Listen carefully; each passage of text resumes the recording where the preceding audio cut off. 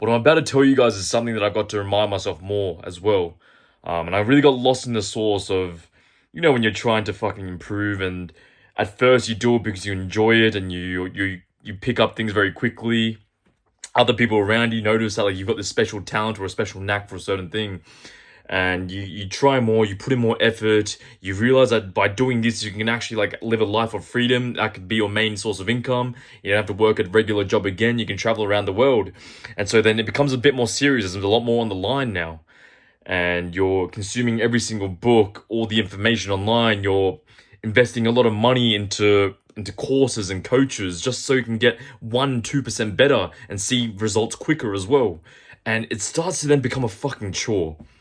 And the reason why you started doing what you loved to begin with no longer feels like you love it anymore, or you forget why you even started in the first place. And it becomes very stressful.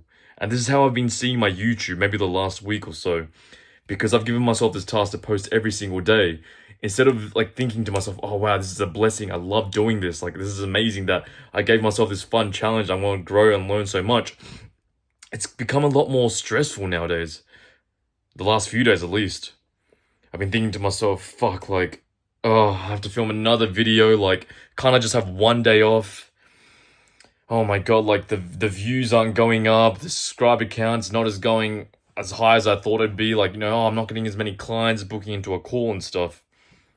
And, like, I just thought to myself today, because I was feeling really stressful, and tried doing the work. I tried journaling in the morning, I could barely write a few words, and I just told myself, just write how you feel at least. And I couldn't even write down how I felt properly. I felt like a fucking autistic little monkey. And I filmed a video not too long ago later at night, and I felt, of course, a lot better after doing the hard thing. But then I reminded myself, like, bro, this shouldn't be a hard thing. You love doing this. This is like the highlight of your day sometimes. Every time you film a video, you feel so much better about yourself. You feel like you're taking one step closer towards freedom. The best version of you. And you genuinely enjoy this. And so it's very hard sometimes. I think you guys might relate to this as well, There's something that you're doing. Maybe your goal is to earn X amount of money online. Your goal is to get in shape. Whatever that goal is, that's just a goal at the end of the day. But the act of doing that thing that's going to help you get to that goal is what you love, right? Now, I hope it is. Most people would go to work at 9 to 5. I'm not considering that. Unless the job you work is what you genuinely love. My YouTube, entertaining other people, telling stories, spreading lessons, I genuinely love that. But it got to a point where it was no longer for the love, and I was doing it more because I had to. It felt like a job. And I think that's when you cause a lot of friction. It's very hard to start seeing progress. It's hard to keep yourself in a positive mood, in a positive mindset, when it becomes a hassle, a thing that you have to just get out of the way. So remind yourself, guys, why you're doing it. Do it for the love of things, and don't take it too seriously. Of course, you can invest in things, and wanting to get better is a very normal thing. It's a great thing, of course.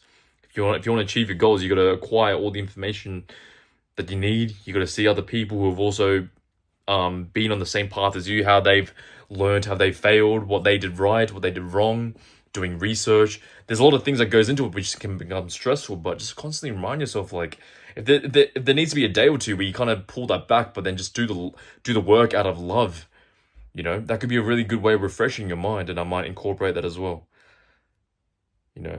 A specific case for myself is these YouTube videos. I always started because I was an entertainer first.